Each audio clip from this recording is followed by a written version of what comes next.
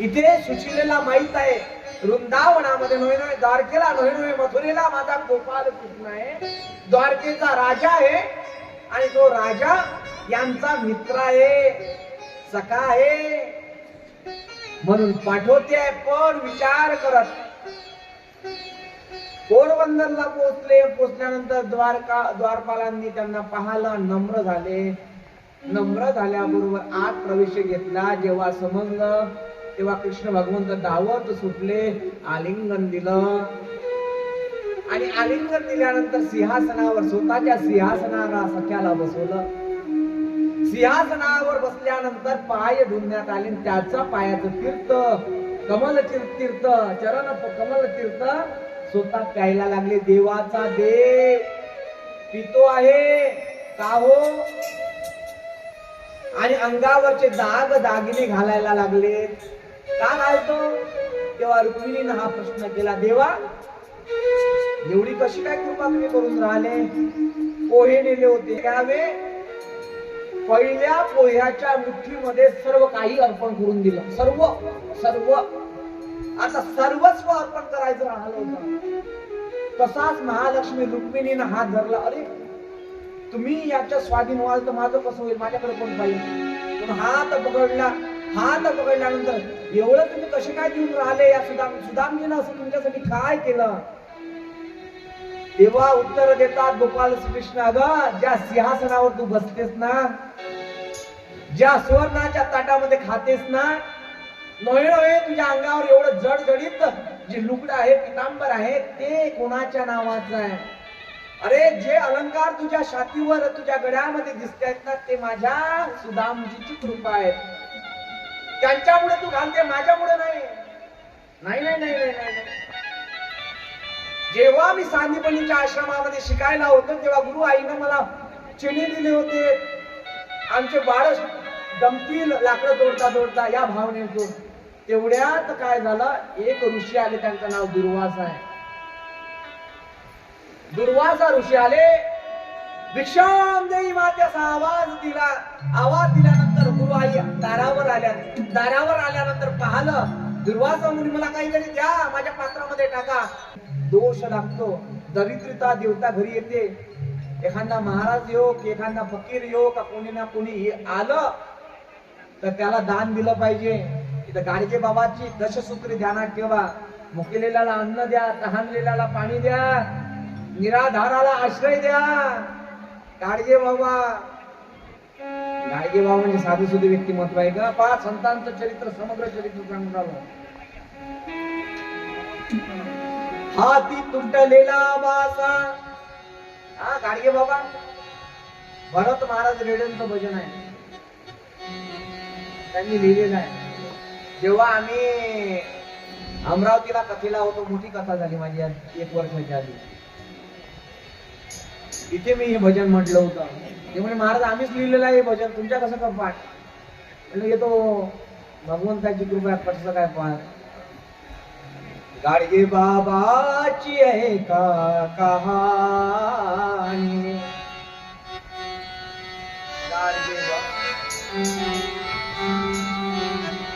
गाडगे बाबाची आहे का कहाणी,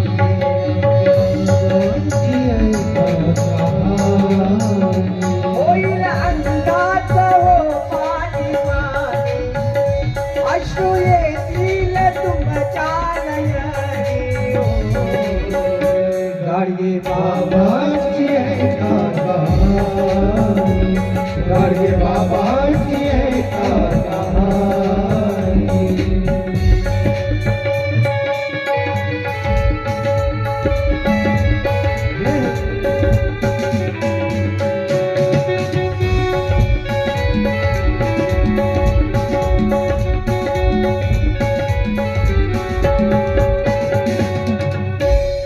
गाडगे बाबाची एका कहाणी. ज्या व्यक्तीला पूर्णाची पुढे जीवनभर मिळाली नाही, जीवनभर मिळाली नाही, त्याच्या नावानं अजूनही ऋणमुंचन या क्षेत्रामध्ये असंख्य दरिद्री लुले पांगळे लोक, ज्याला निराधार आहे, आधार कोणाचा नाही, असे लोक अजूनही पूर्णाची पोळी त्यांच्या नावावर खातात. गाडगे बाबाची ऐका कहाणी. काय गाडगे बाबाचं चरित्र आहे. दिवाळीचे दिवस सगळ्यांना संत आहे. गाडगे बाबाही संत आहे. विद्यापीठ त्यांच्या नावानं शोभून दिसते, हे लक्षात घ्या. विद्यापीठ त्यांच्या नावानं शोभून दिसते. त्या विद्यापीठात अमरावती जिल्ह्यामध्ये जे संत गाडगे बाबा विद्यापीठ आहे त्यांच्या नावानं शोभून दिसते. एवढी करणी गाडगे बाबांनी जीवनात केली. देबूजी शिंगराजजी जानोरकर एका कानामध्ये काच, बांगडीचा काच, आणि एका कानामध्ये कवडी. जीवनात कळलं हे जीवन कसं आहे, कवडी मोलाचं आहे, म्हणून याचा फायदा करून घ्या. कधी रुतेल सांगता येत नाही, कधी रक्त निघेल सांगता येत नाही. गाडगे बाबा हातामध्ये धर्मदंड आहे. काठी होती ना गाडगे बाबांच्या. धर्म अर्थ काम मोक्षाची चतुर्सूत्री देणारा तो व्यक्ती महत्व म्हणजे गाडगे बाबा. देवूजी शिंगराजजी जानोरकरा जेव्हा गावामध्ये प्रत्येक संतांची अवहेलना झाली, प्रत्येक संत सांगेल मी तुम्हाला, गाडगे बाबाही त्यातले आहे. गाडगे बाबा दिवाळीचा सण, दिवाळीच्या सणाला घरोघरी फिरत होते. भूक पोटाला लागली होती. माय भाकर देत का हो भाकर, आवाज दिला एका दारावर. माय व भाकर देत का भाकर. आवाज दिल्याबरोबर बाहेरची आतली बाई बाहेर आली, पाटली नव्हती. आवाज दिल्याबरोबर दारावर आली. दारावर येताच पाहिलं की आपल्या डेब्या भाकर देतो काय, भाकर असा आवाज याने दिला असावा. आली दारावर, काय रे डेब्या, कशा करीता आला. माय भाकर दे, भूक लागली.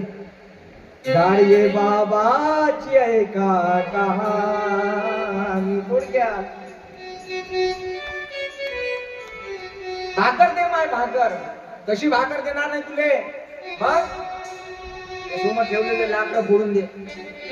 जुलप्या माड्याच्या व्यवस्थित दे, माय दे कुराडी, देतो फोडून, फुकट नाही पाहिजे. भाकर देतो भाकर. बाबाने एवढे मोठे लाकडं फोडावे. संत श्री वैराग्य मूर्ती गाडगे बाबा, त्यांचा इतिहास तुम्हाला सांगून राहिलो. लाकडं फोडले. लाकडं फोडता फोडता दुपार झाली. दुपारचे 12 वाजले.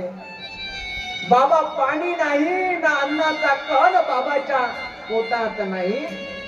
दिवाळीचा सण आहे. अशा परिस्थितीमध्ये त्या बाईनं रात्रीची असलेली शिळी भाकर आणून दिली बाबाला. बाबाला ते हातात घ्यावी, तिला नमस्कार करावा आणि म्हणावा, माय आज दिवाळीचा सण, त्या घरी पूर्णाची पोळी केली असेल ना, व देणं थोडाशी पूर्णाची पोळी देणं माय देणं. आतमध्ये गेली पाटलाची बायको आणि गेल्यानंतर पाहिलं, पाटलाला सांगितलं, पाटील ताटावर बसून जेवत होता. पूर्णाचा घास तोंडामध्ये टाकत होता. आवाज ऐकत होता, पूर्णाची पोळी देणं हो माय, पूर्णाची पोळी. सगळं ऐकत होता. त्याला राग होता. तो राग व्यक्त करायचा होता. पूर्णाची पोळी त्याला मिळून द्यायची नव्हती. त्यानं जड लाकूड घ्यावं काटेरी आणि धरल्यानंतर गाडगे बाबांना, ए डेब्या काय पाहिजे असा होता. पूर्णाची पोळी पाहिजे. पूर्णाची पोळी, पूर्णाची पोळी. हो बाबा पूर्णाची पोळी पाहिजे. दिवाळी आहे ना, गोड गोड पाहिजे जरास. बाबा द्या ना, पूर्णाची पोळी पाहिजे. दर दिशा हात कडावा, झाड झोडपे मारावे पाठावर. ते काटेरी काळीचे झोडपे बाबांच्या अंगावर पाठीमध्ये बसावेत, हातामध्ये बसावेत आणि ती काटे बाबाच्या शरीरामध्ये रुतावेत. बाबा लगेच म्हणायला लागले, पाटील मारू नको हो, मारू नका. पूर्णाची पोळी आता काय दिवसभर मागणार नाही, जीवनभर मागणार नाही. कधी पूर्णाचा नैवेद्य किंवा घास माझ्या जिभेवर मी ठेवणार नाही. पाटील मारू नका, मारू नका बाबा, मारू नका. तसा गाडगे बाबा लढतायत. अश्रूच्या धारा माझ्या गाडगे बाबाच्या नयन कक्षेमधून निघतात. माय बाप हात पाय थरथर करायला लागलं गाडगे बाबांचं. आणि या थरथरलेल्या अवस्थेमधून गाडगे बाबा म्हणतात, पाटील मारू नका. नाही मागणार पूर्णाची पोळी, नाही मागणार. नाही बाबा मागणार नाही पूर्णाची पोळी. पाटलानं विचार केला नाही. दर दिशा मारायला सुरुवात केली आणि गाडगे बाबा तिथनं उठल्यानंतर कसे बसे निंबाच्या झाडाच्या खाली बसले. आणि बसत असताना एक शरीरामधून काटा काढावा आणि आपल्या स्वतःच्या मनाला उपदेश करावा.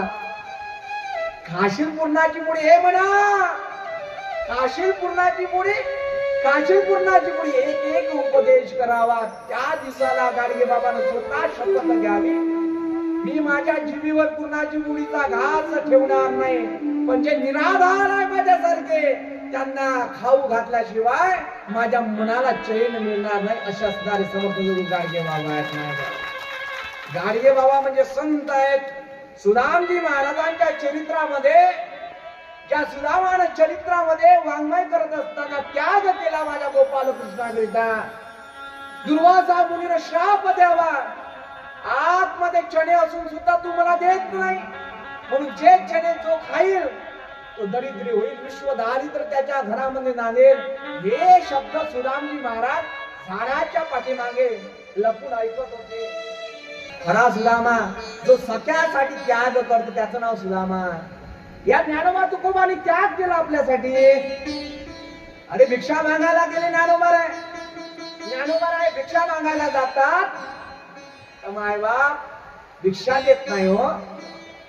हे महंत लोक त्यांच्या झोळीमध्ये शेणाचे पोटे टाकत होते. मायबाप, एवढी दरिद्र अवस्था माझ्या ज्ञानोबारायांची होती, तरी कधी बोलले नाही. 5 वर्षाची मुक्तावी उपदेश करते, राग आला म्हणून. साधूला राग येऊ नये. विश्वभट ब्रह्मदोरान ताटी उघडा, ज्ञानेश्वरा ज्ञानेश्वरा उघडा. आपणच राग झालो, त्या जनतेचं जनार्दनाचं हित कोण करेल? त्याग केला रागाचा, क्रोधाचा. क्रोधाचा त्याग जो करतो त्याला ज्ञानोबा म्हणतात. रागे भरावे कवनासी, रागे भरावे कवनासी, रागे भरावे कवनासी. आपण ब्रह्म सर्वदेशी, आपण ब्रह्म सर्वदेशी. विश्वपट ब्रह्मदोरा, विश्वपट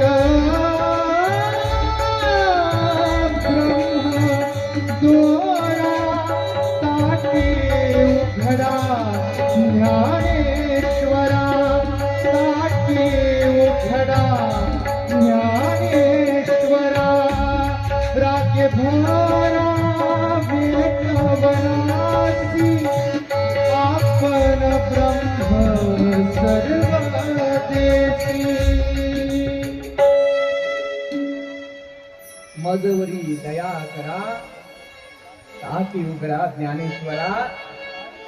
उपदेश स्वतः लहान मुलगी आपल्या मोठ्या भावाला करते. या क्षेत्रामध्ये इकडे दुर्वासा मुनीनं श्राप दिला होता त्या चण्याला, आणि चण्याला श्राप दिला, आणि चण्याला श्राप देत असताना विश्व दारिद्र्य जो हे चणे खाईल त्याला मिळेल. विनोद लक्ष करा, ते चणे प्राशन केल्यानंतर विश्व दारिद्र्य येणार आहे असा श्राप त्या चण्याला मिळाला होता. आणि सुदामजी महाराजनं ऐकलं, म्हणून जेव्हा वनामध्ये जातात लाकडं फोडायला तेव्हा विचार करतात, गुरु आईच्या जवळ जाऊन त्या पुतळ्या, दोन्ही पुतळ्या सुदामजी जवळ असतात, लपवतात कृष्णाच्या. सुदामजी महाराजांनी आवाज येऊन दिला नाही. काय आवाज येऊन देण्याचं कारण? यांना त्याग करायचा होता, आपल्या संपत्तीवर वैराग्य प्राप्त करून घ्यायचं होतं सुदामजी महाराजांना. सुदामजी महाराजांनी काय करावं? चणे घ्यावे, खाली टाकतो ते त्याचा अंकुर होईल. चणे जर जमिनीमध्ये गेले, फेकून देतो त्याचा अंकुर होईल, त्याला त्याचं वाढ होईल, ते वाढ कोणीतरी खाईल आणि हे सर्व जनता दारिद्र्य होतील. हा विचार सुदामजी महाराजांच्या अंतःकरणामध्ये आहे. कृष्णाला दिला तर हा मोठा राजा आहे, माझ्यावर काही फरक पडणार नाही, पण राजाच प्रजेचा घरी बसला तर प्रजा कुठे जाईल? हा विचार सुदामजीच्या मनात आहे. म्हणून स्वतः चना खाऊन विश्व दारिद्र्य आपल्या नशिबी ओढून घेणं म्हणजे सुदामजी महाराज आहे. मायबाप सुदामजी महाराज आहे. सुदामानं कृष्णाला श्रीमंती देण्याकरिता स्वतः दारिद्र्याची आहुती आपल्यावर ओढून घेतली. त्याचं नाव सुदामजी महाराज आहे. हे संत स्वतःवर ओढून घेतात. आज ज्यांचा गुरुवार आहे त्यांचं नाव आहे समर्थ सद्गुरू गजानन बाबा. गजानन महाराजांच्या विजय या ग्रंथामध्ये, भक्ती विजय नावाचा ग्रंथ आहे, त्या विजय ग्रंथामध्ये 21 अध्याय आणि या 21 अध्यायाचं जर वर्णन तुम्ही पाहिलं, मी बरोबर 16 मिनिटं गजानन बाबा संत आहे की नाही, काय काय केलं, फक्त नुसतं चमत्कार केलं की गजानन बाबा नाही. ज्याला गजानन महाराज कळले ना, तो चमत्काराच्या दृष्टिकोनातून गजानन महाराजकडे पाहतच नाही. काही काही लोक एवढी श्रद्धा ठेवतात गजानन महाराजांवर, ताकद आहे गजानन महाराजांमध्ये. शेगावची वारी करतात बरीच जण, मी पण करतो. शेगावची वारी करावी, वाऱ्या केल्या पाहिजे, पंढरीची वारी करावी, तीर्थाटन करावं, सगळ्यांनी करावं. पण हे करत असताना लक्षात ठेवा, जर एखाद्या वेळेस जर घाईघाईने आपल्याला शेगावला नाही जाता आलं तर काय कराल? इथे यावं या सातेगावच्या नगरीमध्ये, आणि सातेगावच्या नगरीत येऊन या समर्थ सद्गुरू गजानन बाबांचं दर्शन घ्यावं. पावलं तुम्हाला शेगाव. नाही एवढे नाही होत, घरी बसून जाग्यावर उठणं नाही होत, काय कराल? क्रमांक 1, घरची तुळशीच्या बिंद्रावनातली किंवा खालची अंगणातली माती उचलावी. काही आपल्याला त्रास असला, गण गण गणात म्हणावं आणि अंगाराच्या स्वरूपामध्ये ती लावून घ्यावी. झाला चमत्कारचा, झाला गजानन बाबाची कृपा. एवढी ताकद गजाननामध्ये श्रीमध्ये आहे. गजानन बाबाचं प्रागट्य जे आहे मायबाप, ते अन्नाच्या साह्यानं झालेलं आहे. गजानन महाराज जे पहिल्यांदा दिसले ना, तिथं अन्न होतं, अन्नाचे शीत होते. उष्ट्यापत्रावरी निमित्य विदेत्व होतो प्रगट. पंकजलालावरी तुझी कृपा झाली पिसाची. मोजाव्याच्या नवसासाठी गांजा देसी लावणी होती. गजानन महाराजांचं जर 21 अध्यायाचं विवरण जर केलं आपण, आपल्याला पहिल्या अध्यायामध्ये उष्ट्या पत्रावरील गजानन महाराज दिसतील, तिथे त्यांचं प्रागट्य झालंय. दुसरं अध्याय हा बंकटलालाच्या घरी जेवण करायला जेव्हा जातात तेव्हा त्याचं अध्यायाचं वर्णन येतं. त्यानंतर देशमुख पाटील आहेत, या देशमुखांच्या घरी जो मरणोत्तर देशमुख पाटील पडला आहे त्याची तब्येत दुरुस्त करावी या इच्छेपायी गजानन महाराज उपस्थित होता. तिसरा अध्याय. आता या अध्यायामध्ये धर्म, चमत्कार, कृपा, प्राण्यावर कृपा, भक्तावर दिलेला कृपेचा वर्षाव, तीर्थाकर कृपा, संत कशी कृपा करतील याचा सिद्धांत, राजकारणी लोकांना जो उपदेश केलाय तोही गजानन महाराजांनी 21 अध्यायाच्या अंतर्गत केलाय. लोकमान्य टिळक, बाल गंगाधर टिळक आहे का? बाल गंगाधर टिळक म्हणजे साधीसुधी व्यक्ती नाही, ज्यांनी तुरुंगात असताना गीता रहस्य लिहिलं त्यांनी, आणि गजानन महाराजांनी त्यांना प्रसाद द्यावा नाही का, याचं वर्णन कुठं इथं तुम्हाला जवळ मला असं वाटते 16वा अध्याय आहे. त्या 16वा अध्यायात बाल गंगाधर टिळकांचं वर्णन येतं. गजानन बाबांनी काही काही लीला केल्या जीवनामध्ये. लीला केल्या नाही गजानन महाराजांनी. बायकाच्या रेल्वेच्या डब्यामधून खाली उतरले, लीला आहे. गाडी काकाची लीला आहे, लीला करता आली पाहिजे. कधी कधी बायको सोबत रुसवा निर्माण झाला पाहिजे. बायकाला रुसण्याचा अधिकार आहे काय? काय बोलून राहिलो मी लक्षात घ्या. एखाद्या वेळी आपणही रुसलं पाहिजे. कितपर्यंत गोड गोड बोला, कुठपर्यंत हातामध्ये पाणी द्याल. आपणही जर ताद्रूप असलं पाहिजे, आपणही जागृत असलं पाहिजे. आणि या लीलेच्या स्वरूपामध्ये महाराजांनी अवतारी घेतले. कोणाला विठ्ठल परमात्म्याच्या स्वरूपातही दिसले. केव्हा हो, जेव्हा जेव्हा भक्तांना असं वाटायला लागली माझी डग मग काहीतरी होऊन राहिली, आपली नाव हालून राहिली. ती नाव हालत असताना जरा थोडा त्रास होऊन राहिला, तेव्हा तुम्ही त्या गजाननाला आवाज द्या. तरी पंढरीच्या स्वरूपामध्ये, पांडुरंगाच्या स्वरूपात येईल.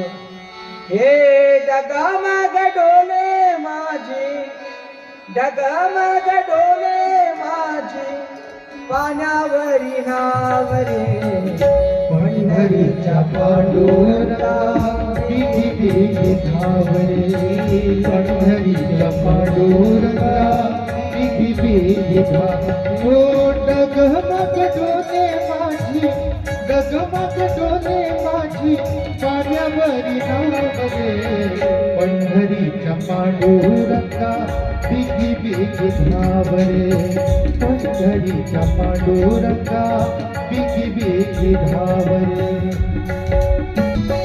त्या गजाननाला म्हणाला होता आजचा गुरुवार दिवस आहे मायबाप त्याला म्हणा गजाननाला श्रीला म्हणा भगवंता बरेच दिवसापासून तुझं दर्शन झालं नाही भेट झाली नाही आज गुरुवार आहे योगायोग तू भेट देशील का आम्हाला म्हणा देईल तो उपस्थित होईल हा उत्पन्न करा अंतकरणामधला देईल तो तुझं पाहण्याची जीवा तुझ्या पाहण्याची जीवा फुकेला कसा येऊ सांग देवा झालं मी अभागा तुझ्या पाहण्याची जीवा हा भुकेला धीरणा वाटे माझा जीवाला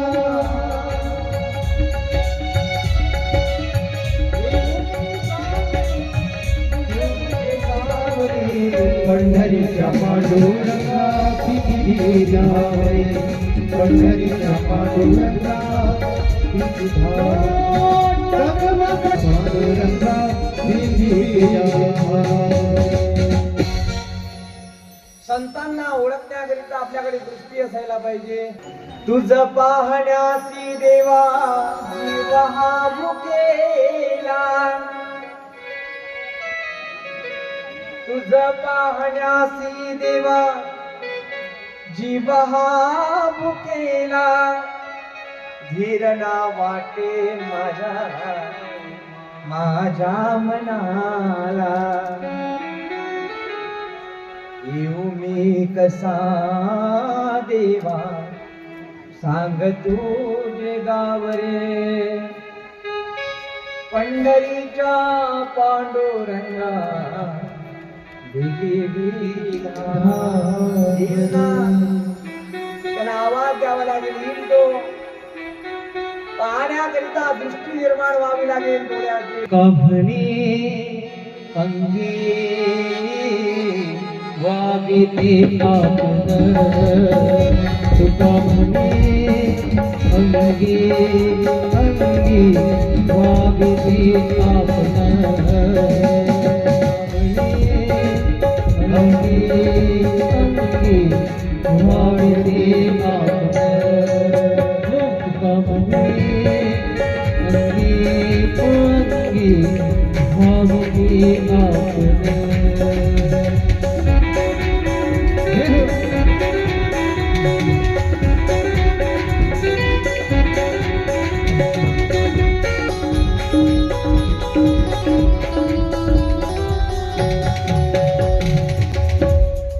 जे मी बोलून गेलो शब्द त्याला एक जोड म्हणून प्रमाणाचे सांगायचं तात्पर्य एवढं माणसाला समोर काही माणसं दिसत असतात माणसाला काही समोर माणसं दिसत असतात ओळखण्याची पात्रता त्याच्यामध्ये असली पाहिजे आहे का ओळखता आला पाहिजे समोरचा माणूस कोण आहे ही पात्रता बंकटामध्ये होती म्हणून आपल्या समोर गजानन महाराज दिसले मायबाप अर्जुनानं पात्रता निर्माण केली म्हणून भगवान श्रीकृष्णानं गीतेच्या स्वरूपामध्ये फलश्रुती दिली सच्चिदानंद भगवान किंवा चैतन्य प्रभू दिसले नसते भेटले नसते तर ज्ञानेश्वरी लिखाणाच्या स्वरूपात ते झाले नसते पात्रता असली पाहिजे आपल्यामध्ये पात्रता जोपर्यंत आपण निर्माण करत नाही विश्वास पांडुरंगावर किंवा संतावर मिळणार नाही ज्ञानोबा राया परिभ्रमण करत होते गावाला चक्कर मारत होते पाहता पाहता एवढी स्थिती बिकट झाली की लोकांचं प्रेम वाढायला लागलं कीर्ती वाढत होती त्यामुळं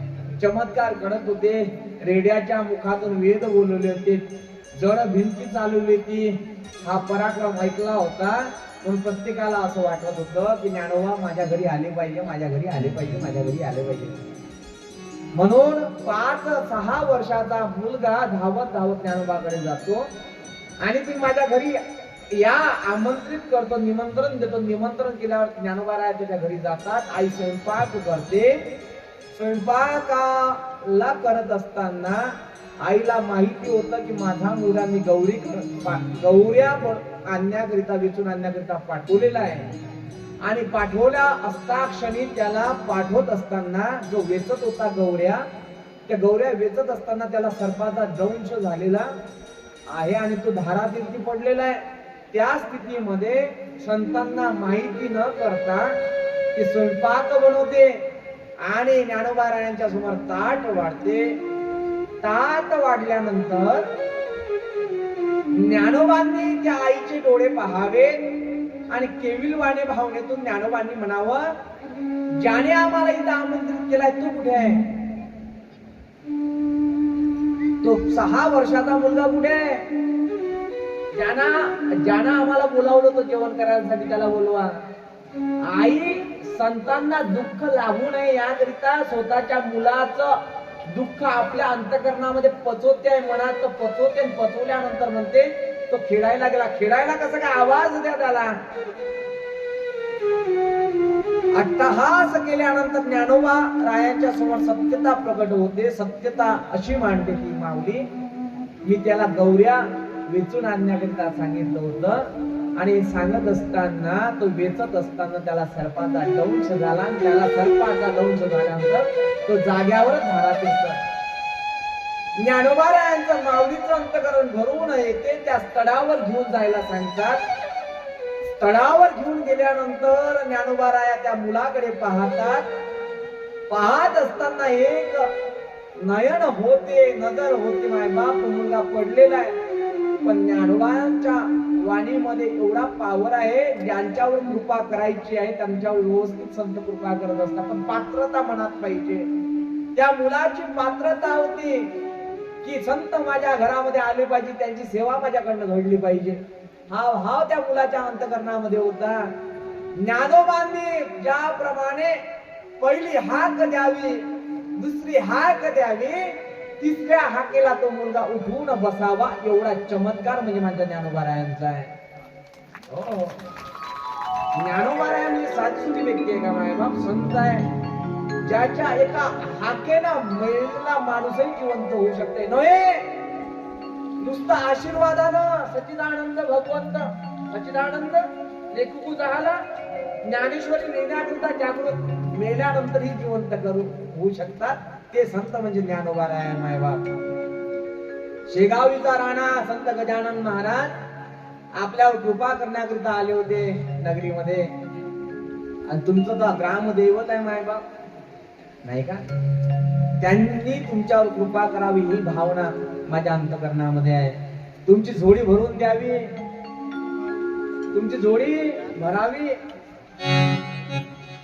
झोळी भरावी. गजानन महाराज जय गजानन श्री गजानन, जय गजानन, जय गजानन श्री गजानन, जय गजानन, जय गजानन श्री गजानन, जय गजानन, जय गजानन श्री गजानन, जय गजानन, ओ जय गजानन श्री गजानन, जय गजानन, जय गजानन श्री गजानन, जय गजानन, ओ श्री राम निवासी गुरु गजानन, ओ श्री राम निवासी गुरु गजानन, श्री राम निवासी गुरु गजानन, श्री राम निवासी गुरु गजानन, जय गजानन श्री गजानन, जय गजानन, जय गजानन, जय हो.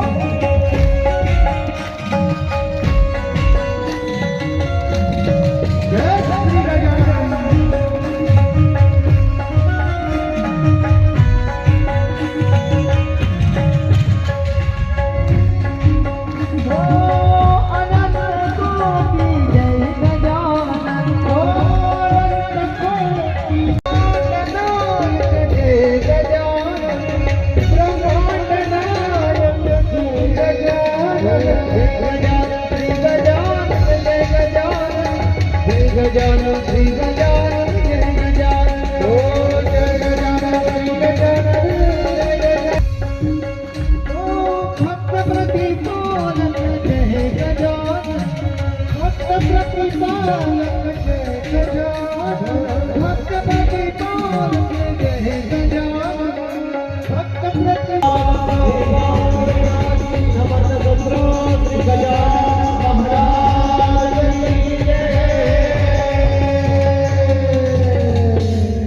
बसलेले आहेत. वटवृक्ष आहे आणि या वटवृक्षाच्या खाली बंकट लालाच्या इथे जे पंगत चालू आहे त्या पंगतीचा पूर्ण पत्रवाडीचा जो भार आहे तो तिथे वाहतो आहे. ढिगार आहे आणि त्या ढिगाऱ्याच्या जवळ एक तरुण अवस्थेतला संत उपस्थित झाला आणि या उपस्थितात काही कुत्रे त्या पत्रवाडीवरच खात आहे. त्याच उष्ट्या पत्र्यावरच गजानन बाबा काही शीत खातायत मायबाप. एक एक शीत खातायत आणि गण गण गणात गण गण गण गणात बोलते असा मंत्रोच्चार अंतकरणाच्या भावनेतून म्हणतायत. कुत्र्यांना गोजिरतात कुत्र्यावरचा हात आणि त्याच हाताने माझा गजानन एक एक शीत खातोय. तेवढ्यात दोन सज्जन व्यक्तींना हा प्रकार दिसला आणि प्रकार दिसल्याबरोबर गजाननाच्या भेटीसाठी ते दोनही लोक गेले. काहीतरी या व्यक्तीमध्ये तेज दिसतंय, या तरुणामध्ये काहीतरी तेज मला दिसतंय तसं बंकटाला ब्रह्मव्यापी लयोत्पत्ति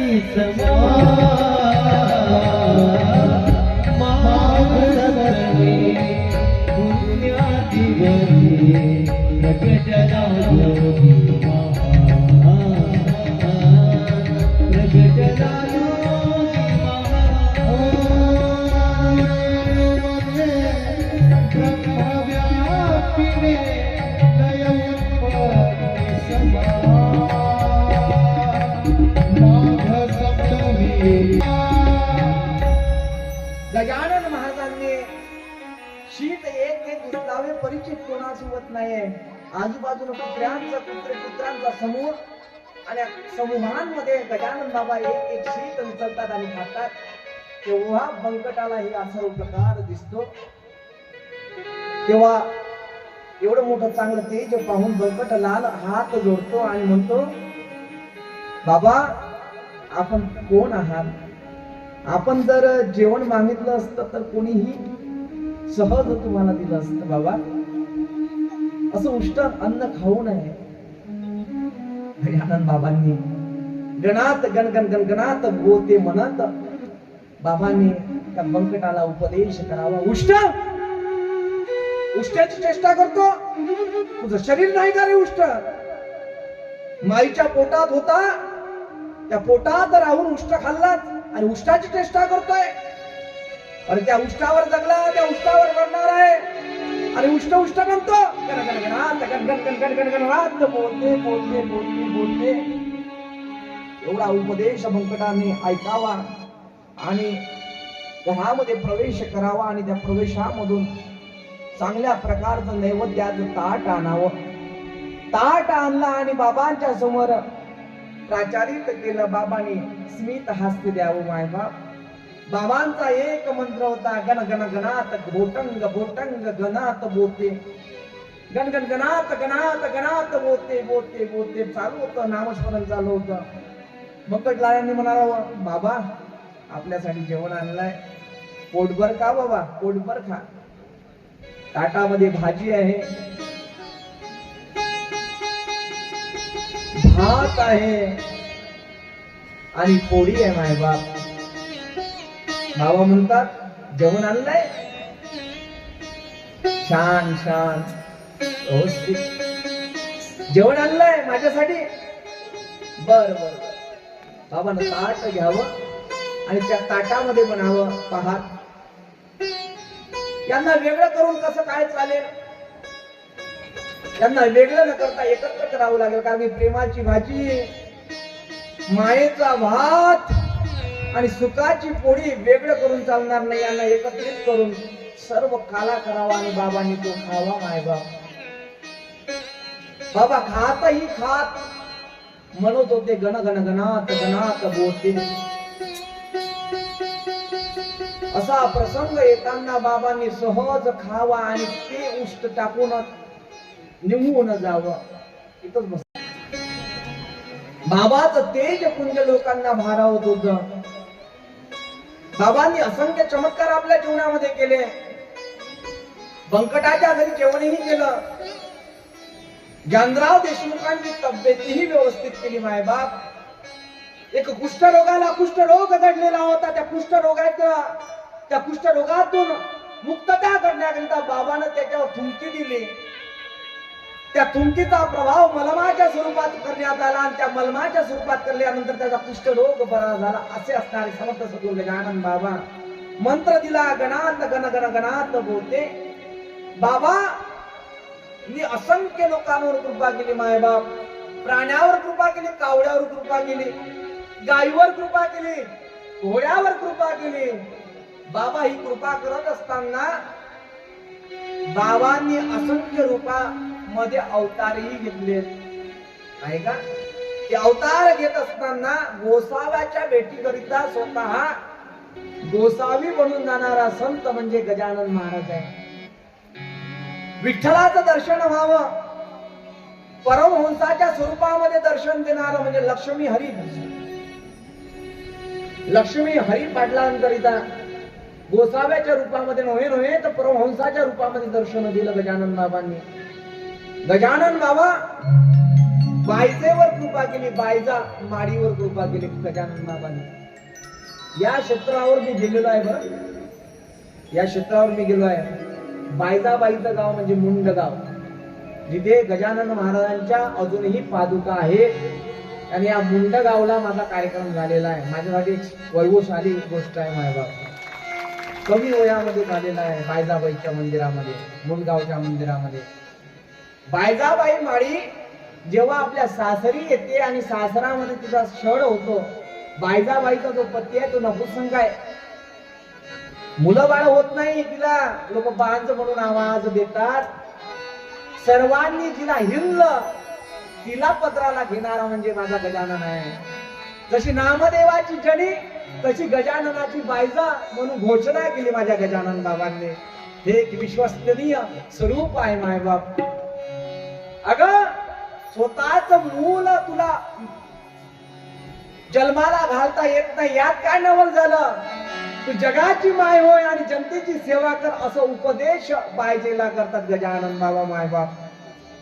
त्या बायजेच्या स्वरूपामध्ये पदरामध्ये सच्चिदानंदाची पदवी तिला बहार केली. अशी जोडी आपल्या समोर कधीतरी आपणही गजाननाच्या समोर प्रसारित करावी. त्या जोडीमध्ये काहीतरी त्या गुरुला काहीतरी मागावं मायबाप, एवढी विनंती आहे. तू ही गाते तुझे साई तुझे विठ्ठल तुझे स्वामी. तू ही गाते तुझे साई तुझे विठ्ठल तुझे स्वामी. दरबार राहू आम्ही, दरबार राहू आम्ही. थोडी भरू दे तू आई, थोडी भरू दे तू आई, थोडी भरू दे तू आई, थोडी भरू दे तू आई. तू ही दादा तुझे स्वामी तुझे विठ्ठल तुझे स्वामी. दरबार राहू आम्ही, दरबार राहू आम्ही.